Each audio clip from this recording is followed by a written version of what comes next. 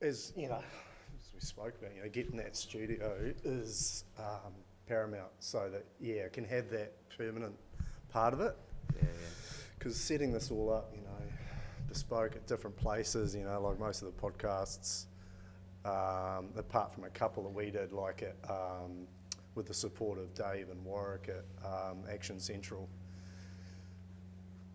Apart from those ones, sort of, we've just been hopping around different places, which is okay, but it'd be nice to have some sort of permanent spot set up with all of this, and then don't have to worry about timings and things like that, because instead of a 2.5 sort of hour set up, we're down, just pop in for an hour and a half, have a yap, get out of there, and like you say, go for a beer and just whatever that looks like. And, if we are sort of flying guests in or bringing people in from a bit of a distance, there's not that sort of time pressures either. So yeah, hopefully, if anyone's around, man, keen to get some sort of permanent office space set up and some benefactors in and people to help fund this and that sort of thing, so I can do more and more of it, which is, because there's plenty of people, like I've got a couple more lined up already over the next week or so, which is going to be really exciting. And then we're just going to be heading into Nationals and then an amazing World Cup coming up in Melbourne. So it's a hectic next sort of 5 or 6 weeks, but man, the community's so deep. I don't think people realise it, like how many people have been involved over the years and what they do and how they do it, and being able to pick some people's brains and this respect when you can't do it like at a club rooms, right, with that 20 minutes over a beer with someone, if you don't have access to someone like that, being able to have a platform like this, man, there's so many people I can list off that I'd love to hear you have a chat with and find out more about them. Yeah, the Kirby one was a big one because he was one of the key guys that I wanted to get on. Like, as soon as I had this idea of bringing past to present in a way, that he was one of the key guys because I'm close to him, and he, he's a very dear friend of mine. He's the access was there, but it was about the timings. It took a bit of time because he's based in Wellington, I'm in Auckland, which doesn't make it easy. So getting that set up, worked out, which is really, really cool. Yeah. And he looks like he wants to get himself back involved in the game as well. Now that's super exciting for me, because if he didn't make that decision, he'd be one, just an amazing person lost to the sport, which would be really sad. Yeah, I'm excited to see what his involvement ends up being, because I've been able to have quite a few conversations with him the last sort of 6 months now, and over the last couple of summers. He is keen and he does love it, and he's just got this really good way about him as well that draws people in. So having someone like that somewhere inside our game, especially in New Zealand, I think it's going to be pretty crucial. So watch the space, I reckon, to see what he ends up doing. Yeah. I think I might have been with you actually over the phone after we had the chat. Yeah, he's got qualities about him that you wish you had about yourself. I think he's one of those sort of people, and he can talk to you quite frankly and quite honestly about things, but in a way that you're just like, there's no defence mechanism kick in or anything like that. I don't know if he does that strategically or whether that's just a natural way that he delivers things. I don't know. But good to see him involved, man. And there's been a lot happen with you since we last spoke as well. So I was really keen to dive into that, man, because it's super exciting stuff, man. Like, I'm a massive fan of yours and what you do. And, good chat with Kirby about this as well, because you and him are sort of starting to get things rolling in a certain direction, which is just really, really cool. But you've been coaching international teams. You're now head coach of England team. Talk us through that, man. Like, because that all started developing this year, didn't it? With Dubai. Yeah. I mean, I suppose that opportunity came up because I was in Dubai at the right time, at the right moment, speaking to the right person, and it's sort of how I've rolled my whole career, really. You just seem to get lucky at the right time and just run with it and follow my nose. So last year, the owner of the centre at UPRO in Dubai, his name's Manish, great man, got in touch and said, would you like to come over and run a camp for my players and stuff? And I suppose that all stemmed from the Facebook page, and I was like, yeah, that'd be great, but this is in the middle of lockdown. There was zero international travel. I was just trying to figure out how the hell it could work. And I think it was about December last year we started to get a sniff that borders were going to open up and we'd be able to do something. So he said, yeah, mate, all right, when are we going to do it? And we had to wait till New Zealand opened up. I think we're the last ones in the world to do it.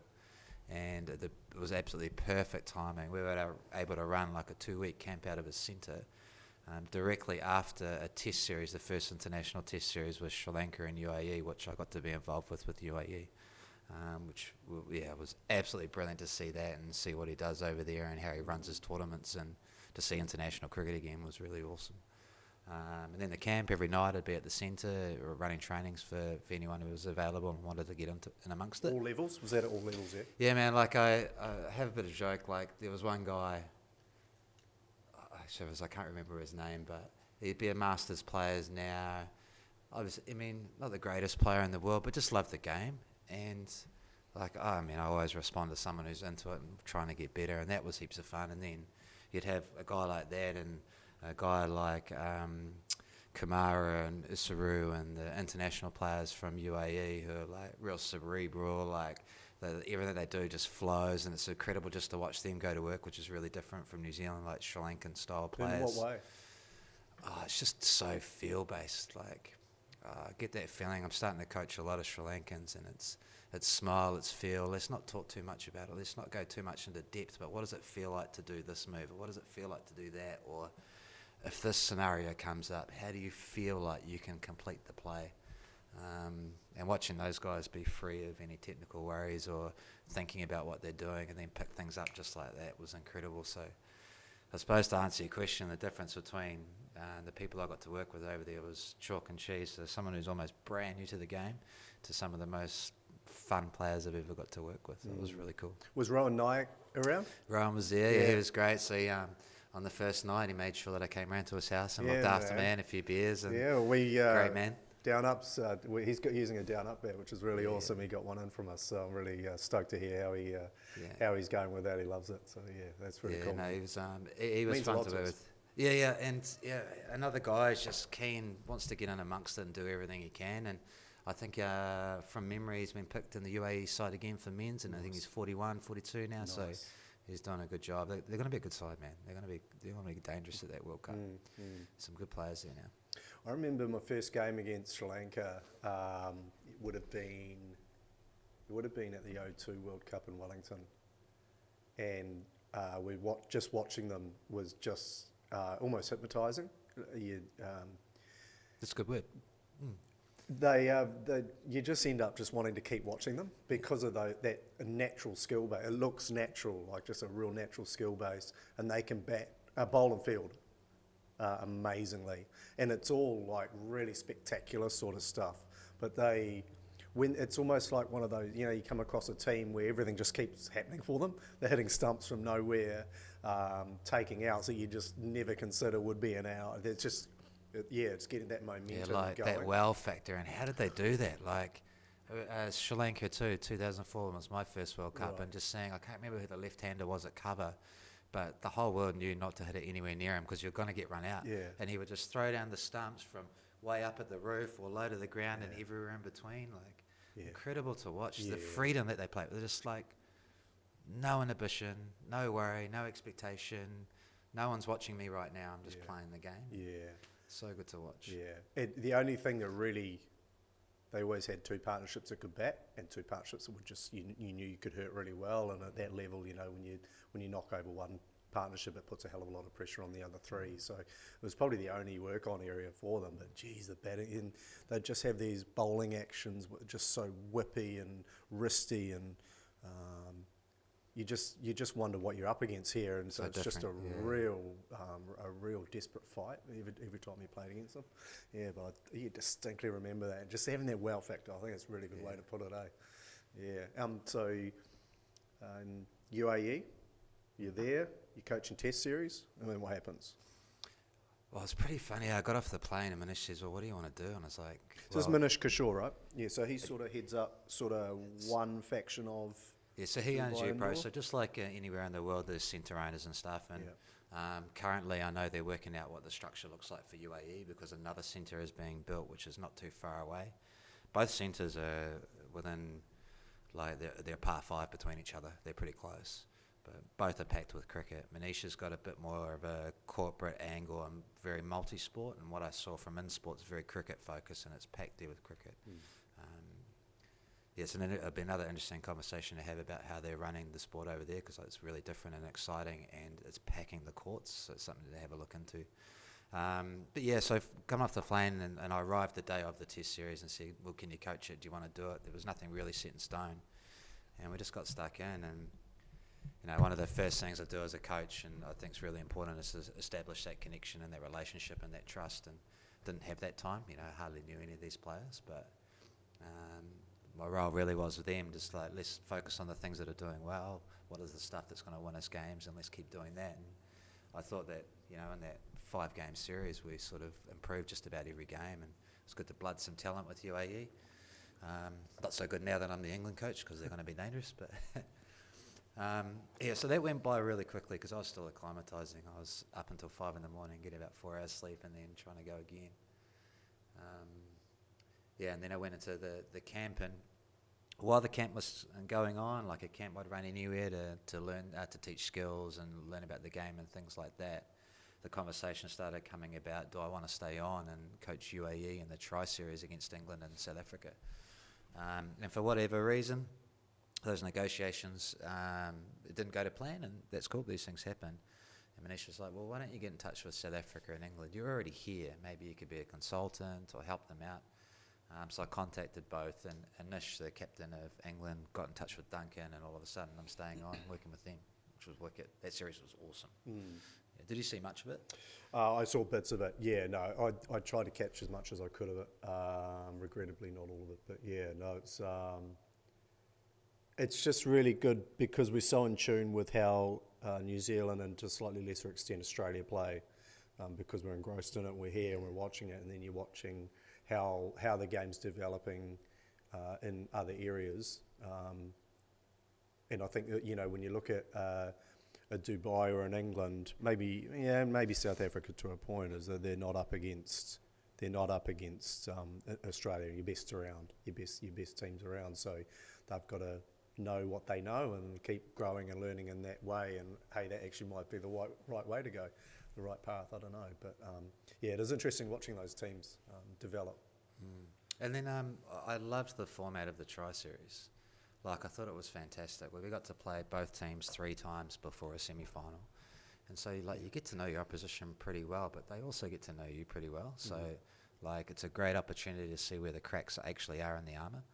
And we learned a lot about ourselves, that English side, like, and the South Africans in UAE, going, what makes them special? What are the areas we need to be watching out for? What are the stuff that we need to be really focusing on to take the game deep and make it close?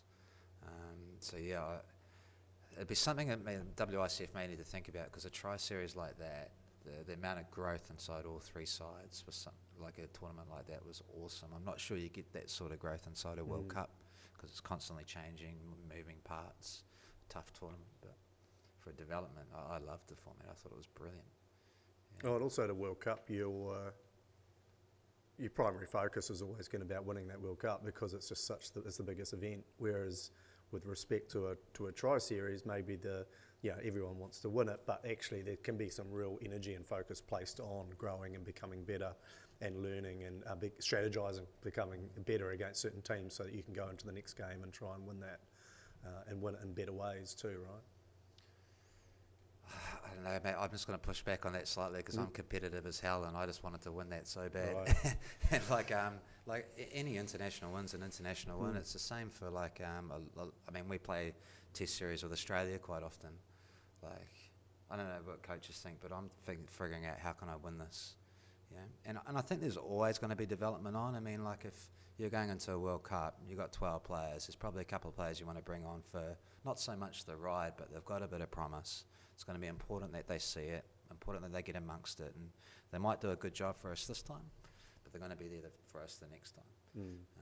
It's always a part of it, but yeah, man, like, we're bound together straight away again, like, we're here to win it, boys. Like, no 2 ways about it, and we're going to raise in every area our standards and the way we do things, and if we do that, we're a chance. And should we bet 3? I swore I was going to try and not swear, but we bet South Africa 3 times in a week, and we hadn't beaten them for 13 years, and I mean, it's a massive thing, and beating them in a semi-final in a big game is going to give our group confidence that we can play the big teams in the moments and win those.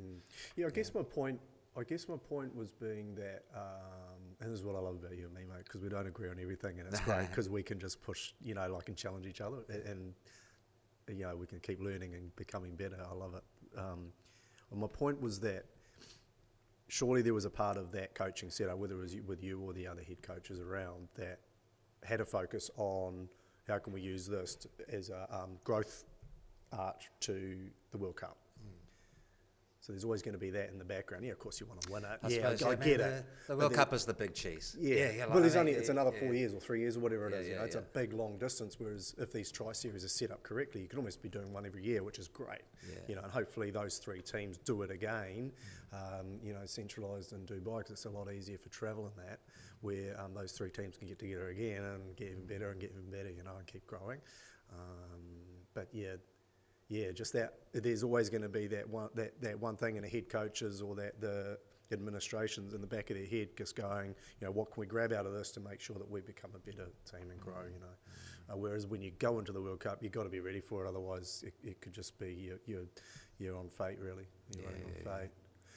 So tell me about what are you learning as a head coach? What did you learn out of that whole experience of running, landing in Dubai and then finding yourself as being head coach of England and winning a tri-series? Well, how did you develop? What are the key takeouts? I think finally stepping into this role and all of a sudden you're accountable, right? Like, in the nicest possible way, like I even think about the New Zealand public with rugby, right? Everyone's got an opinion on how the All Blacks are going. But not one of those people is actually accountable for what they say. So if they've got an idea, they'll never test it. They'll never step into that cauldron and have a crack.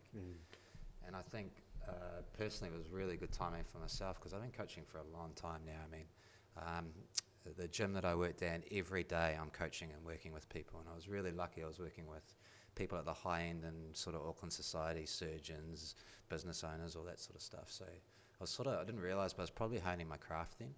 And then now that I'm stepping into the international scene, I've been able to use those frameworks that I've learnt over the last decade or 15 years to actually put it to the test. And so the biggest thing I actually gained from it was a lot of confidence in my own process. Real simply, like I've got a sort of a coaching philosophy and framework, and whatever's in front of me right now, it fits into that framework, and I've got to figure out what's to do next. So it probably established for me, one of the real big ones is connections, number one, and care's number one. Like, if you don't have that at the centre of your side, like, any cracks become big earthquakes. You can't cover those cracks up with technical analysis or game planning, etc., because one bad egg or a fracture inside the group in terms of that connection is just going to blow it all up at some point anyway. What was the line? Yeah, if it's not known in the heart, it'll crumble under pressure. That's probably the biggest thing that I work on. So if you don't know that you 100% trust everyone around you, and you trust the game plan and everything we've done together, when it gets tested, you'll falter. So that was a massive reminder for me over there. And it's at the centre of everything I do. I just make sure is that box, is everyone happy? Is there a good buzz? Are people smiling? Are people showing up to training early? Are people excited? Because if they're not, then we're missing that piece. And then it spits down. It's not just from a team, it's from the individual, right? Like, is that individual connected to why they play, what they love about the sport, what's actually important to them? And then when you play from that place, you're not going to fall to pressure as much. So, it was a great reminder just to see that in action in the heat of battle, because the test series, guys pay a lot of money to do this, and they're excited, and it might be their first time to play for their country, and when they have those special moments and they realise, like, oh man, that was awesome, this is why I play, this is why I love it, the wins sort of just happen naturally. And I'm not sure if that answered your question, if I went off for a rant, but... No, that's awesome. And there must be, it's pretty common having a non-national coach coaching a national team, right? It's pretty common around, most international sports. You're just getting the best people available, whether they're from that country or not. So it must be a slightly different mentality from being a New Zealander coaching the England team than being an England person someone from England I coaching suppose, that team as well. It doesn't mean you care any less, No, I mean, like because you it's that bite group. into it as deep as Yeah. what anyone else does, right? Now, you wouldn't be making that commitment if you couldn't do that.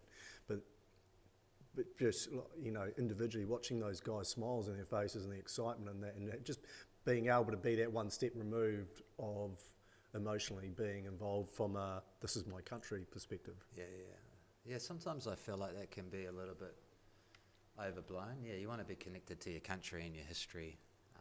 That's really important. I think personally, from an individual level, a player really needs to be connected to who their family line is and what they're about, and because the apple doesn't fall far from the tree, and if you can connect more to like your history, you sort of know who you are more, and if you know who you are more, again, like you're not going to crumble under that pressure because you know what you're about.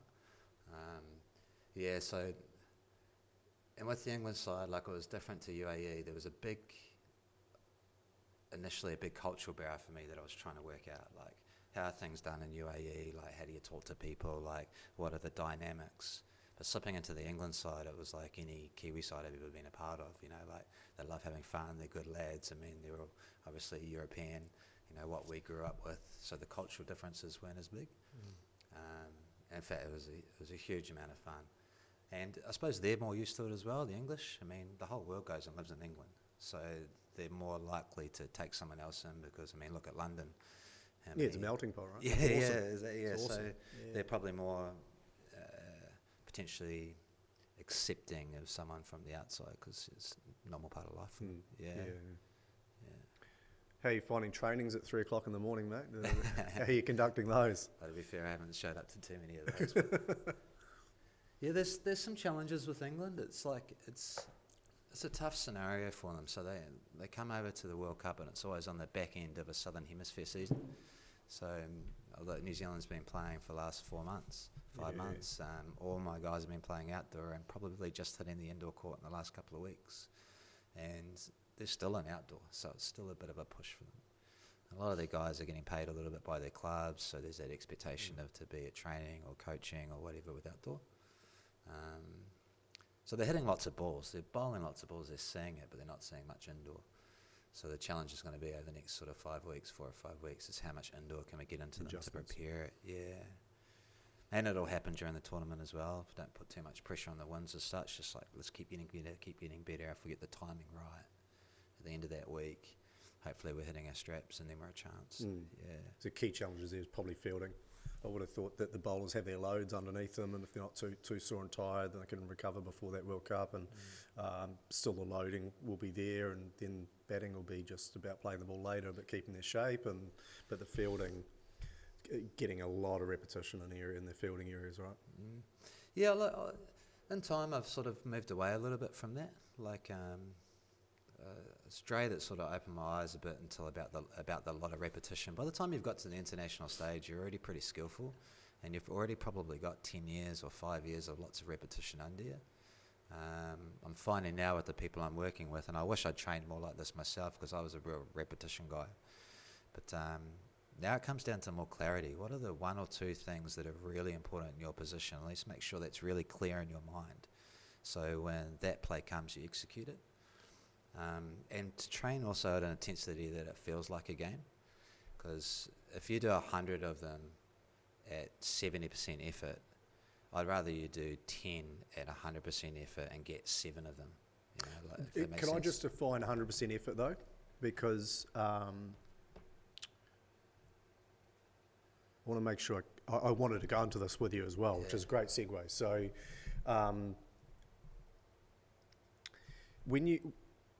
because you talk about getting a couple of things right. So it might be, let's say, I need to keep myself. So let's say me at point, right? This is a great example. So let's coach this out. This sounds. So I try to, when I'm at point, I know I'm fielding my best when I am balanced around my core, my eyes are level, and my footwork's at really, really good shape. So at point of contact, I'm able to land and go, and make my decision before I've landed where I need to go, get to the ball, and quick release stuff, really just short, sharp stuff.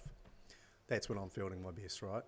So if I go into, you take me into a training session and go, well, am I better off hitting 100 balls and just concentrating on that about 70% and just making sure my movements are really good and I've got time and clarity to focus on those things every ball that's hit to me, or are you saying go 100% 10 balls and you'll be a better player for it? What do you mean? But like this, it's a lot deeper than that, I think. Okay. A lot deeper. So the first thing I was going to ask you at point, okay, cool, man, what's the bowling plan? What are the team bowling? All right, like you need to have a rough idea first of what you're most likely going to get. So let's say, for example, you've got JT. JT's one of your bowlers. He bowls quite a heavy ball. He bowls it into the league a little bit. Maybe his plan is to go around, hip to thigh region. So straight away we know the batsman's probably going to bounce the ball as opposed to hitting it flat. So first thing I say, well, Cosy, for this bowler, we're probably going to get balls above your waist. Cool, sweet. Let's start looking for that.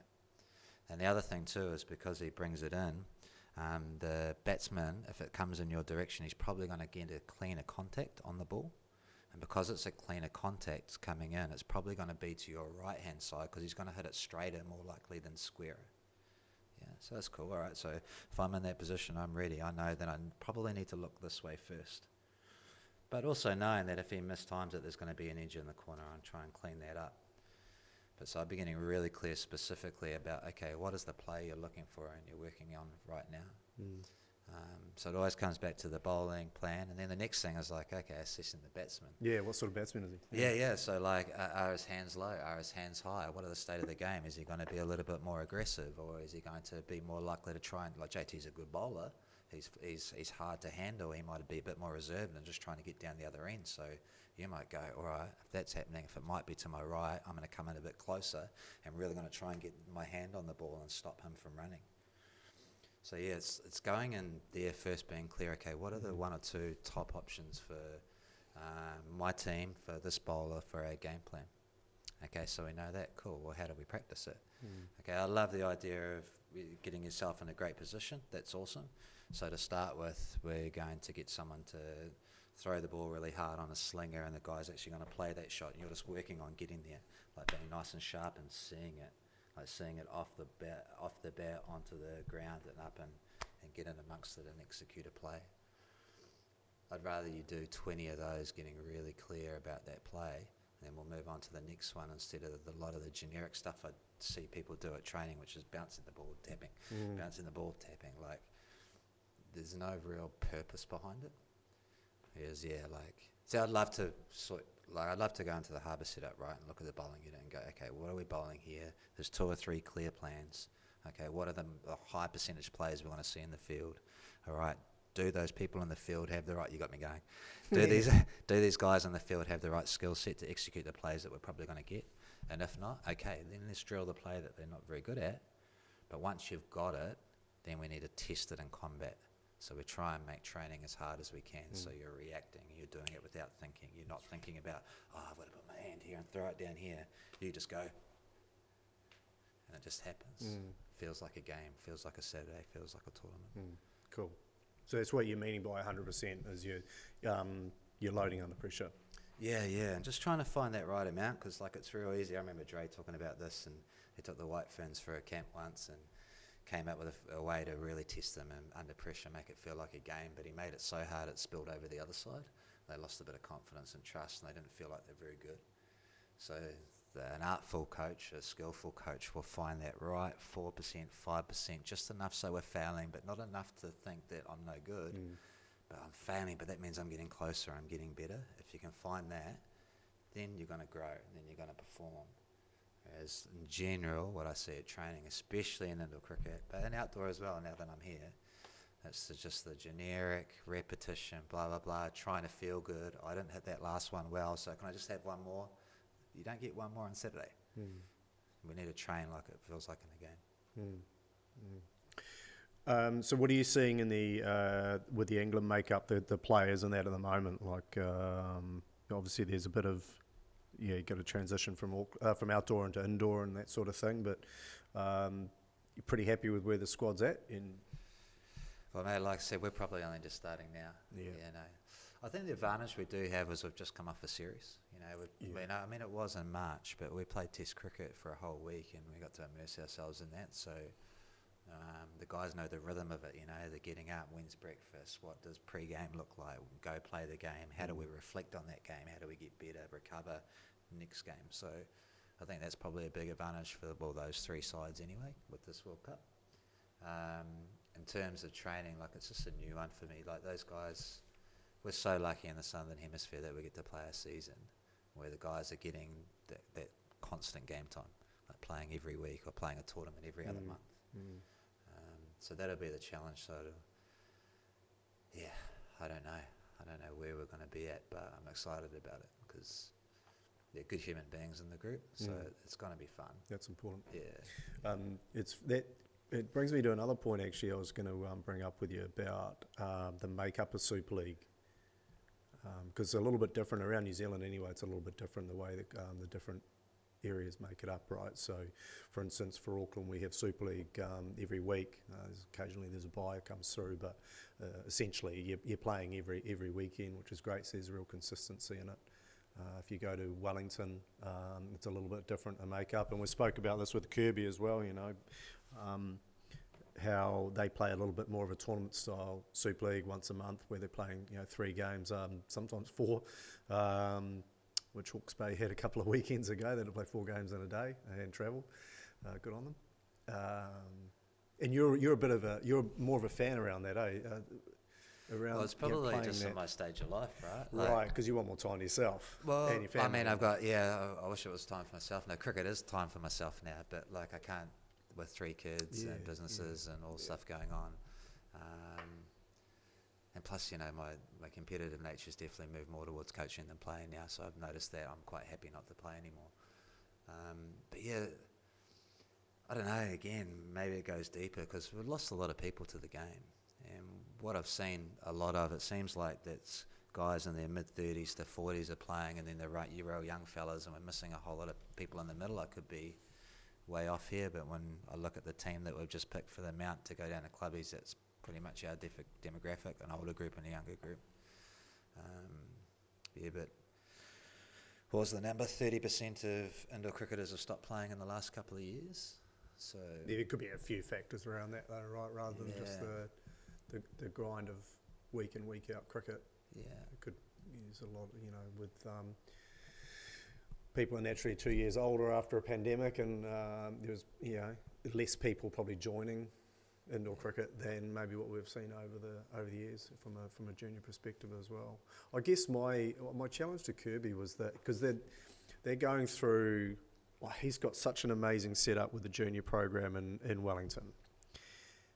And has done for a very long time, right? And hundreds of kids playing on a Saturday, all day Saturdays, six players per team, and 3 courts or 4 courts full every day, or even might even be more than that, might be 6 courts full all day, right? But the ability to get players out of that and transitioned over into senior cricket once they've finished, once they're past that age group, and transition into Super League cricket is.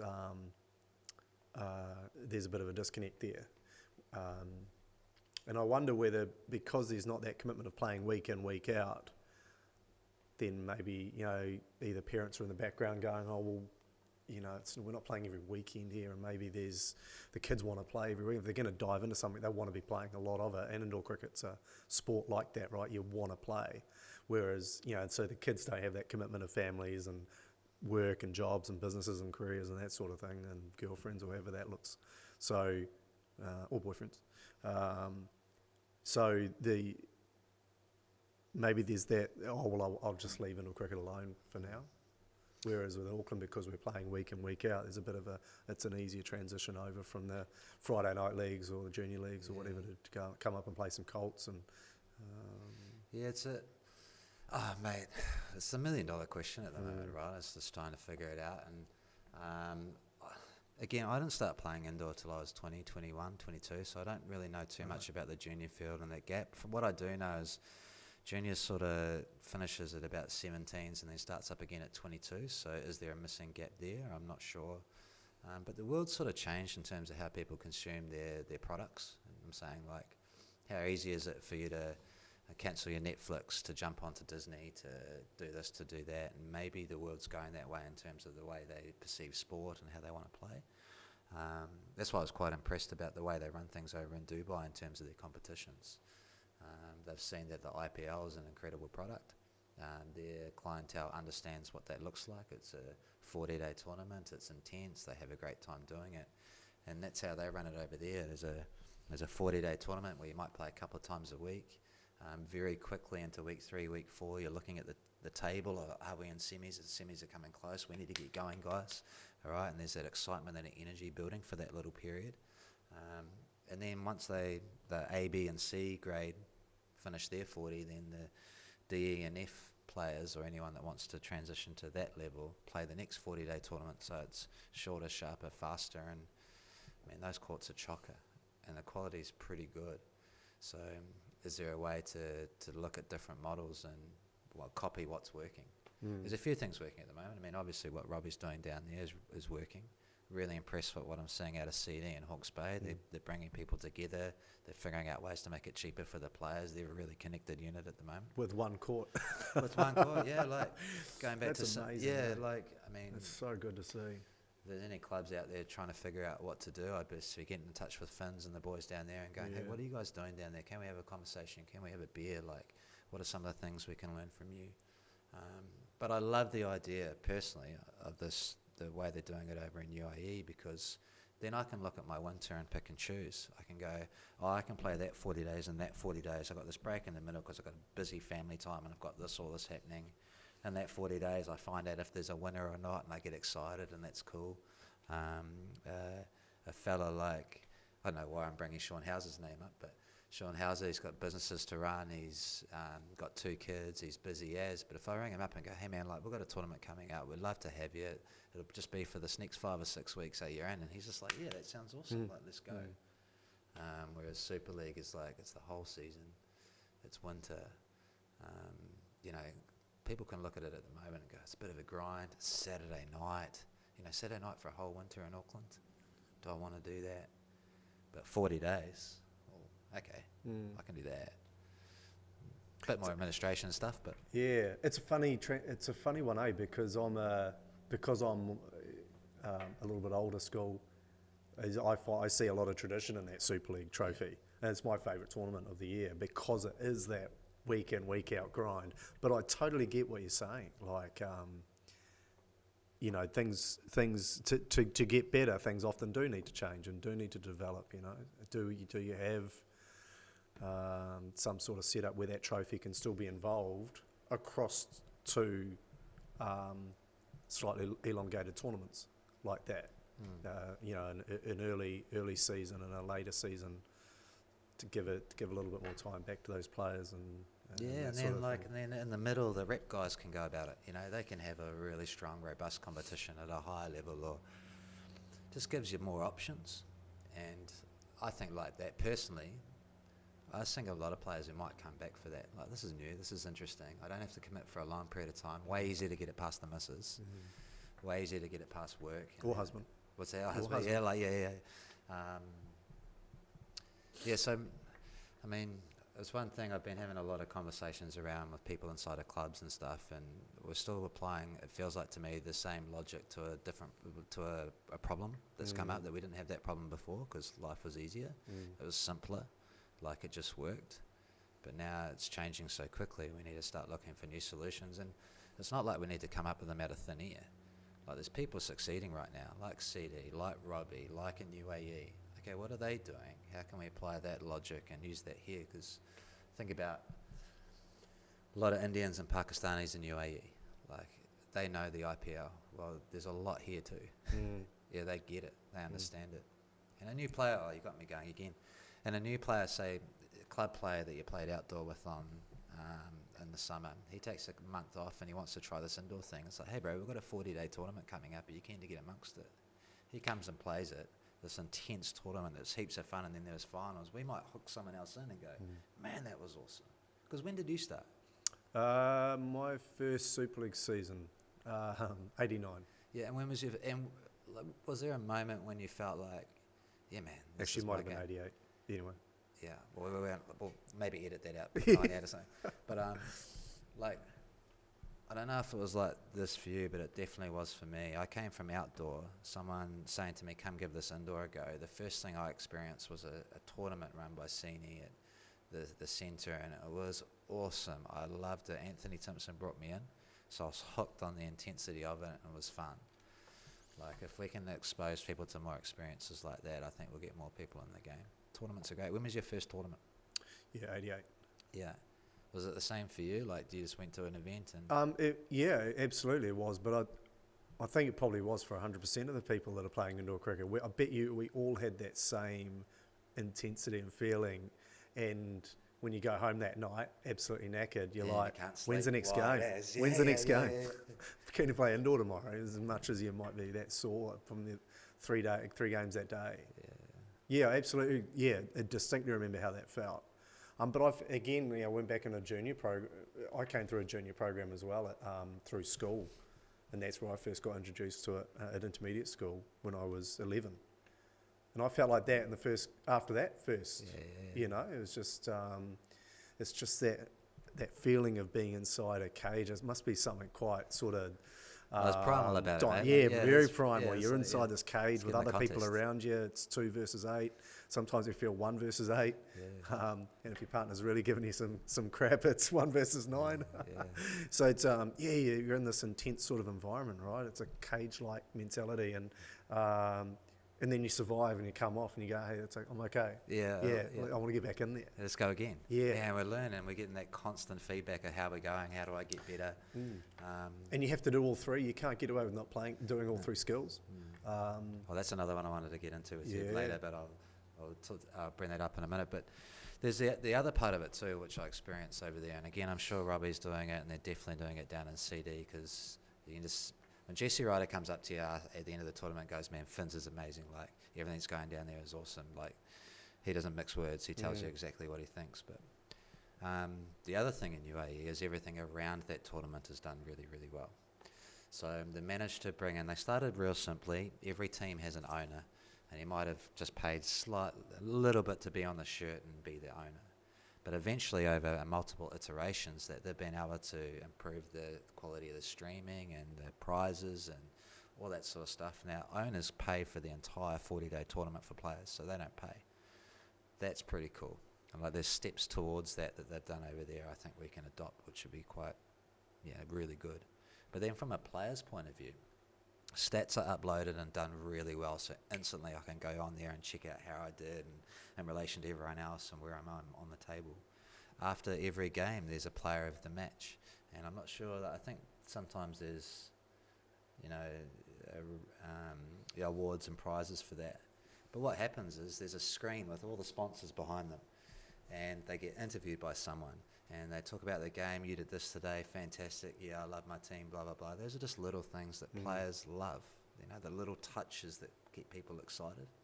Because everyone wants to be a T-shirt, everyone wants to be valued, everyone wants to be, pumped up. So give the players that as well. 3 skills. You have to do 3 skills on a court. I wanted to come back to that. You want to come back to that? Well, like I've just, again, with so many conversations over the last 2 years about players, there's lots of ways to try and get better in the game, and generally I felt like most players and a lot of coaches back in the day too would be looking for the problem and trying to fix that. But I really love the way Wayne Smith went about it and changed it inside the All Blacks, and he tells a great story about Dan Carter. But I think I mentioned this before, but I talk to my players about this all the time, is that if you're looking to get good at the game, I'd ask yourself first, like, what are the 2 things that you do really, really well already? And it's easy with you. I'm an outstanding bowler. Awesome. Okay. With those other skills, cool. Obviously, we're trying to improve that. But how can you make your bowling first class, international level, world class? Let's have some conversations around that. Get as good as you possibly can in one skill. And what that does is, because you're thinking on that level, it raises everything else. Whereas a lot of players, they, instead of going, oh yeah, I bat all right already, but my bowling and batting and fielding sucks, so they spend time in there, but this never really develops, and it's a niggly conversation you're always having with yourself. But one of the things I really push my players and teams that I work with is like, what do we do already? what can we be premier level at? What skill, what facet, what can we be at first class level? Can you push first class to international with that skill? And if you can get to international, can you get to world class? And I just see players develop so much faster because it's more positive. They're thinking deeply about that facet of the game, and it excites me to see people get into that. Yeah. Yeah, that's an interesting thing. I'm trying to, as you were talking there, I'm trying to apply that to my game and how I would take that on. It seems to me that messaging would need to be explained through to a player, because I guess I've been fortunate enough to have one skill that has been sort of that international quality, but it didn't have that sort of effect on the rest of my game. But now that you sort of talk that way, maybe then I would have gone back and maybe applied that attitude towards the rest of my game at the same time. Does that make sense? And like, yeah, absolutely. And then also too, when you know one facet really well, really in depth, you know how to simplify the other two for yourself. So when I heard Wayne talking about this, I started thinking about what I did, because I pretty much coached myself most of my career. We get 10 minutes with a coach every now and then, but you've got to try and work it out yourself as a player. And I look back at my batting, and man, I spent most of my time batting. And like, how well do I know it? Well, I know that I play 3 shots, but that down, up, over, cover, I can't tell you how many different iterations I've got of that, you know, and for different bowling and what that happens. So even for a ball outside off, it matters whether it's swung in, swung away, whether it's dipped or popped, whether it's turned. And all those things change the way or the position I try and hit it on the court. But then the player, like a Matt Flores, I know he's going to crouch, I know they're going to bowl here. So I know how to manipulate that same shot just slightly so it hits the roof first instead of trying to hit the springs, because if it hits the springs, I'm in his zone. Yeah. So I know that so in depth to know that with my bowling, I'm only going to bowl 2 balls. I'm going to try and get that hit to that guy there and that hit to that guy there, and I'm going to do that as well as I can. But if I spend too much time going in depth to my bowling and how much better it could be, I'm going to lose the nuance of which made me great. You know, that gave me the confidence that I could go and compete. So yeah, pushing my guys, like, what's that one thing you can be world class in? And if you can't be world class, what about international class? Or even the next step down, because if you apply that logic, I just see people progressing so much faster and end up being in the next team far quicker. Yeah. Where did the ICA come from? Well, it sort of stemmed from, it definitely stemmed from the Facebook group that I got going and got started. And I've tried different iterations of it over the last couple of years, doing it online, but with no one playing cricket, it's been quite difficult. And so I thought, like, what's the part of this, or what's part of this that I really want to get across to players and to people? And it's the fact that there's so much awesome collective knowledge around the world about the game, and I don't think it's being shared. We've been really lucky, right? I think I mentioned this last time. I've been able to go all over the world, work with some incredible coaches, establish some really good connections. And I love to bring all that knowledge into one place so that people can upskill their game a lot quicker. So that's the reasoning behind it. I want people to get as good as they possibly can, as quick as they possibly can, with no limit on being able to get the information they need to do that, which I think is really limited at the moment inside our sport. So yeah, the ICA, we've got a platform. It's similar to Facebook, but it's its own standalone platform, and we're going to try and establish those connections with great coaches. We're going to do a lot of upskilling month to month on players, so that in 12 months' time they can turn around and go, man, I'm definitely a better player. So is it a website or is it an app? Or it's an app. It's an app, right? Yeah. So very similar to Facebook. You sign up to it, you're in it. The way we'll be structuring it, and it actually starts officially tomorrow in terms of how it's running, but each month there's going to be a topic that we're going to go into in depth in, and by the end of 12 months you would gain a huge amount of knowledge. But the first month we're going to focus on fielding, and I'm going to go into the foundations of fielding, and tomorrow I'm filming with Victor Davies and Michael Barry. We want to get them on court, we want to do some stuff with them. Each week we're going to have a discussion topic to try and get a feed going and get people's ideas and thoughts about something specific, generally obviously around fielding for this month. And then each week I'm going to go on live, and I'm going to either answer some questions, or I'm going to do a podcast with someone, and we're going to go more in depth into the topic of the month. Already eyeing up next month as well. We haven't even started this first month, but the next month they're thinking doing a World Cup focus and showing people what that looks like in terms of preparation, what actually happens there, like what we're looking for, how do we reflect on games, and share that knowledge. And so I'm excited to see it build, and I know in 12 months' time it's just going to be absolutely chocker with information for people to get better and to learn. It's great, man, because by the time we get this up and running, you guys will be live and all going, so that's great. And the more we can try and push people towards that ICA app, man. So you can get that on iOS, you can get that on Google Play. Yep, yeah, so and so I'll be sharing the link everywhere awesome. I'm at. Yeah. I also make sure you send it to me, man, so I can get it Oh no, you're spoke to Robbie. You're in it. We'll get you in there. Yeah. I think it's really I think one of the big things I want to get across is it's definitely not myself telling people what to do or coaching. What I want is to grab as much discussion as we possibly can from sources all over the place, and we're gonna hopefully improve everyone's knowledge around the game and really open it up to see what's possible. And because there's so many great people in the world. Like one of the first people I'm going to be talking to is Ross Gregory as well, and Boystein, a lot of the Australians, tap into the South Africans and get everyone on there and go like, how good can we make this game? How wicked an experience a player can have if we can share this knowledge. And it sounds like Manesh could be a big part of that as well, if he's got a completely, as what's great about the world, right? You've got people going in different directions, trying to make the best of it all, and it sounds like they've got a model that could actually be really exciting for either to replace or add to the model that we've got here, which sounds really amazing, World Cup next month. I've got nationals before that, but World Cup next month is exciting. I guess now that you're opposition coach, mate, we can't really talk too in depth about it. But I guess if you take that cap off for a little bit, you're happy with the way the New Zealand side sort of panned out? I didn't know I was going to get asked this question. This is what can I say about it?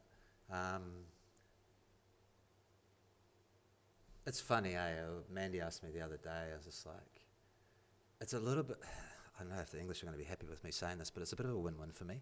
So, if England do well and we compete really well and we, say, knock out in New Zealand or make it to the final or win it, awesome, what a great experience. If New Zealand can put it together and Lee and Victor and the boys and Rowdy can go well, because there's enough talent there to pull it off, and they win as well. So I've definitely got a foot in each camp. But I said to Manny, I was just like, it's a World Cup though, you've got to earn it, and I'm going to do everything I possibly can to make sure that, if New Zealand beat us in a big game or whatever, that they've earned every run they've scored, and because that way, the players can look back and go, man, we really competed, it was really hard, and it was a World Cup worth winning, and vice versa. Maybe the only way I can answer their questions is would I have done it differently? Yeah, probably, but everyone's got a different opinion. I may have looked at it and done some different stuff, but and again, I don't know what Lee and Rowdy are planning, and Victor, and they've got their path, and it'll be interesting to see how that plays out. Yeah. So again, I don't know if I answered your question. I've changed my tune a little bit over the last few weeks thinking about it. I kind of like, originally I kind of said with Robbie that I thought it felt a little bit same to me, but then who should be in there and who's not, so there's that question as well. We've only, don't need to go on ad nauseum about it. There's probably one guy in particular that probably should be in there for one of the others, and so be it, that's fine. But I do like that in 2018 in the Trans-Tasman series, the guys didn't do a lot wrong, and they almost pulled it off. They almost pulled off a Trans-Tasman win against Australia. That Australian side looks very similar.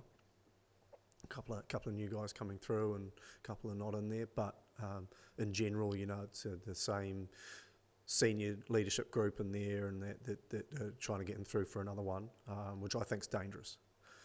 The New Zealand team are a half generation, a little bit younger, I think, but it is the same sort of group of guys that didn't do a lot wrong, and actually I think probably are that much better now for it, just missing out. and sometimes you need to lose to win. And maybe New Zealand's now in that position, the same group of players, or similar, that could actually end up getting them through. So, I have, I've changed my thoughts around a little bit about it. I'm really stoked with the majority of that side being selected, and wish them all the best. I do it like you. I think they've got the cattle to win it. It's piecing it together. I mean, played in a few now, and there's just so many things that happens in a World Cup. Yeah. There's so many things, and what can you do? All you can really do is prepare your best you can for the next game.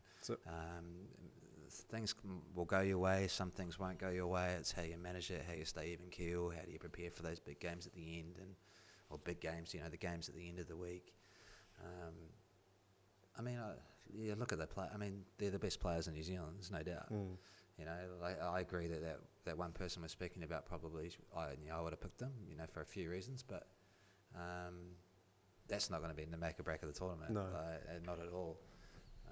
Just because it's ever evolving, a World Cup. It just changes like that. One injury, like one bad game, one lost skin.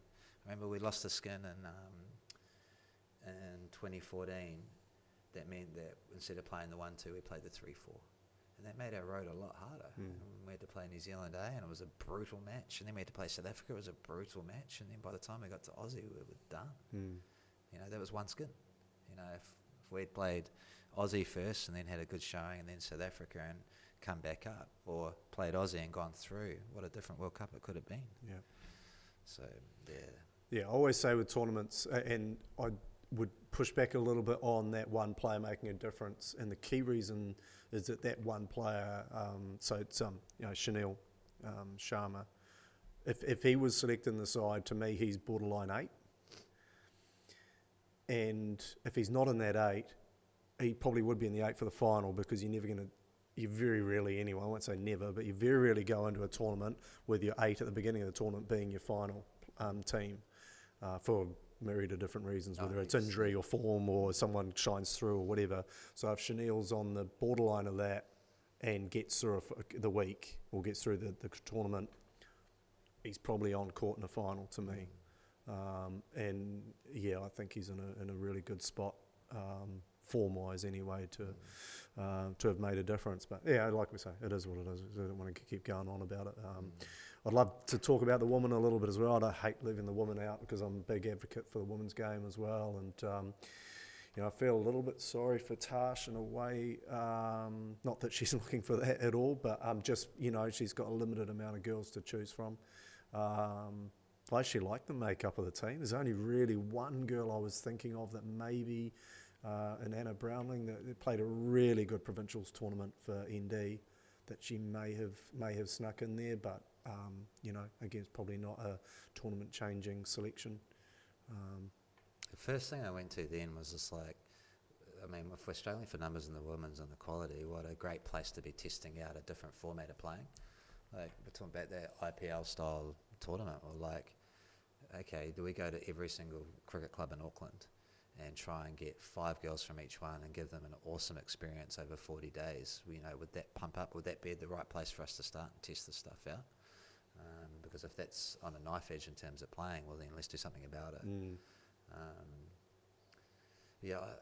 I've worked with Pam Yates for many years and spent a lot of time with her. We've hit heaps of balls together, and she used to come to the gym. I think she might still go to the gym that they used to own, and so I was so pumped to see her make this. Yeah, it's awesome, eh? She just loves it. She wants it so bad, and I'm sure she'll do everything she has to prepare for the World Cup. So I'm excited about that. Do we have a chance? I don't know. I haven't seen enough of the women's in the last couple of years at all. I've obviously been able to see South Africa, UAE, and New Zealand and England on the world stage, so I don't know what it's going to look like. One thing that's would have been nice to see, it was a tough World Cup to put together, but I understand there's only 4 teams in the women's grade, 3 in the Colts and 3 in the girls. What's that competition going to look like? I hope they can pull it off. One of the teams is Singapore, and I think they're going to struggle against the big 3. Hopefully those aren't too big of blowouts and they actually enjoy the experience. But yeah, again, COVID, like, probably hasn't given Tash, the experience she really wanted. Yeah. We would have built really nicely after the last Test series here. Some good players playing. So I hope they can have a great time and really compete. Yeah, I'm not sure. I mean, our sport needs more numbers, of course. I'm not sure it's about the numbers, but it's almost the timing of the generations. So the girls' junior programs, actually, there's quite a number of girls coming through Auckland, Wellington and Christchurch in particular, presenting, and ND, who involve Pakuranga, which is an Auckland club, but play as part of ND, which is great. So the distribution of players and numbers across that junior program and the under-22s and under-17s is actually quite strong. And I was lucky enough to be one of the coaches at the under-17s provincials. I heard that the was numbers were outstanding. great. Yeah, The numbers were amazing. And I don't think the numbers in particular are a problem. I think it's just the timing of running into this World Cup and who's available and who's around for that women's team, and losing players like Amy Rendell, who I've got no understanding of why she's not playing anymore, and Lucy Kings of the world. There's a number of players that are sort of missed out. Up the other day, I was like, where is she? Yeah. I think she's keen to come back. I understand. I don't know her personally, but talking to her dad a couple of weeks ago, it was actually their place that we used for Robbie's podcast, which is really cool. It's good to see Chris again. My understanding she's quite keen to get back into the sport, but who knows, right? And it's just about he goes back to that age-old question: how do we lure those girls and boys back into it so that they get that fizz and that pump back? And I guess the carrot dangling of being an international cricketer or indoor cricketer or however you want to look at it, a sports person is there for them. It's a pathway, and I said this with Kirby as well, that for juniors especially and junior girls especially, is that indoor cricket's a magnificent pathway for outdoor cricket. If you want to make the White Ferns or play for the Hearts or provincial cricket, the Blaze, there's no better way you could go than indoor cricket, because you're developing all three skills. You're playing a lot, you're involved a lot, and then you take that into your outdoor program that next summer, and all of a sudden you're presenting a lot better player and skilled player to the coach than what you were previously. So it's no better pathway for me. And I like the word you said, you're playing a lot, not training a lot. There's so many academies and so many trainings. Like last night I was working with the Waitakere boys, and we played a really good game, a really competitive game, but the amount of players that came up to me is like, my arm in the right position, like can you just watch this, is this going well? And I'm like, hey man, just play the game. Tell me now, what does it feel like when you bowl that off cutter right? Can you feel that? I was like, yeah, cool. Well, if it doesn't feel right, then you've missed it. Come back to that feeling. So those young players playing constantly, they're not getting out coached or thinking about it too technically. They're just out there reacting to the ball and trying to throw the stumps down or hitting what's in front of them without, the coach just telling them to straighten their back lift up and all that sort of stuff. So I don't know, I think even in senior cricket it needs to look more like the junior program. Just keep playing. Just keep playing. Figure it out, how do we play more games? Because I had this conversation with Victor last week. A game of indoor cricket doesn't look like 100 repetitions of the same play. Play the game. I remember you talking about in the last podcast how many games of cricket you played in the 80s and 90s, like after down at the local centre. You just played and played and played. You didn't train and train and train. So you're being able to apply your skill set in a way that matters. Yeah, I still think there's a balance of doing stuff. Like, I think I became a really good bowler because of the amount of time I was able to get on a court by myself. Just me, no batter, me and the pair of stumps, and just bowl. And I had the same conversation with Franklin Rose, who's an ex-West Indian fast bowler. He played some club cricket over here, so I got to know him, and he's awesome guy. He's very funny. But I remember him distinctly saying that West Indian fast bowlers train to get fast by bowling. Yeah. They just bowl. Yeah. They bowl, and then they bowl, and then they'll go and bowl some more. That's what they do. And you could almost say that without having any experience with backyard cricketers of India, where they're out in the park and they're just playing, man. They're just playing and doing stuff and doing the skills and having fun and competing. But yeah, I think that maybe there's a balance between absolutely game time's gold, absolute gold, but the time that you can get by yourself, just doing stuff and talking to yourself and working out maybe this is the way to do it. You know, that's how I got better, mimicking Chris Pringle's off-cutter, mimicking swinging it both ways with Simon Dool, mimicking my action with Danny Morrison. You know, like, and that was not having Danny Morrison next to me saying, well, this is how I do it. It was just me remembering how he bowled and applying that to me, you know. And it's so beautifully put, and I reckon it needs to be passed on, because like listening to you then, it just reminded me of it took me back to when I was 15 and I was living at boarding school, and I was watching the tennis for an hour, and it's like Roger Federer or whoever. No, it was Agassi and Sampras back then. This is old. And then my mate Kieran Hickman was right there, and let's go have a hit. And we went in to have a hit, and I didn't think about technically. I was just trying to pretend to be my heroes, and what does that feel like? And so you went very much on a feel place instead of a thinking place. So that time of you training was you still feeling it, not like, oh, I need to get my arm up. Yeah, or having a coach behind you going, have a think about this, mate. Yeah, no, it's just like, what's the feeling you're trying to replicate? And if you can feel it, then you can do it. And then you notice when it's not right. So like, don't worry about it. Go back to the feeling. Okay, execute the feeling. Mimic those players. Like I used to, man, the amount of times that I was pretending to be Ricky Ponting in the nets, and I know I look nothing like it, but that was the feeling. Well, you're left-handed for a start. Yeah, but like there was just something about like, I know, I just really connected with the way Ricky Ponting went about his work, his intensity, his, you know, in the field. He's just excited in the field as he was with the bat, and he wanted to be aggressive, and that's how I wanted to play. So I was like, that's the feeling I wanted to represent.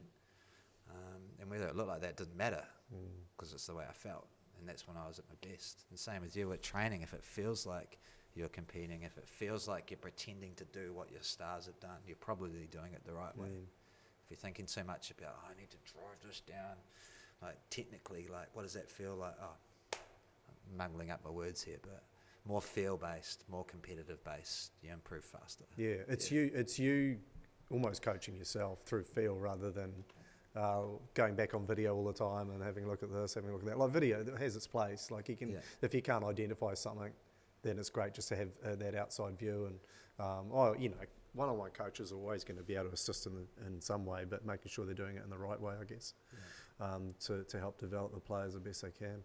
Yeah, don't get in the way. Like I'm going to talk about coaching for ages. I don't know about your time, but yeah, coaches don't get in the way. Don't think you need to do stuff. And I love coming up with drills and games where we can work on the feeling as opposed to think about what you're needing to do. Like this drill, just did that, hit the ball there, do it as best you can. Once they got it clean, you look at the thing, it's like, how good does that look? You know, on the video.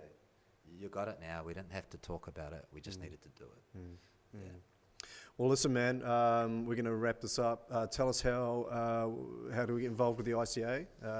Well, I'm going to be, from tomorrow also, I'm going to be really pumping that Facebook page as well. So, like, if there's anyone not on that Facebook page, jump on it. There's going to be a lot more information about a whole lot of stuff on there, especially with the Club World Series coming up as well, the ICA, how you can get in contact with me. The ICA will be linked. There's a membership page to go through, and if you want to join, it's $10 a month or $2.50 a week. By all means, jump on. We want people to be active. We want people to share their experiences. We want to grow, you know, the level of skill of this game together. So, yeah, jump on. Let's get into it. Nice work, man. Thanks heaps for this. Awesome, bro. Good chat. Yeah, all right, bud. Cheers, man.